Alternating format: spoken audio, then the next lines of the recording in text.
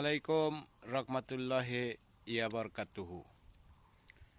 আসলে শিক্ষণীয় একটা ভিডিও করব, সবাই শুনবেন ইনশাল্লাহ। তো বিশেষ করে আমরা রোড ঘাটে অনেকে কলা খায়া কলার চোষা রোডের উপর ফেলে দিই, এগুলো আমরা না করি। আর বিশেষ করে যে পান খাই আমরা পানির পিচকারি যেটি সেটি ফেলাই, এটাও না করি। আর পাশাপাশি আর একটা জিনিস, যে অনেকে কুলি করা পানিটা বিশেষ করে মানুষের গায়ে ছিটে দিই আমরা।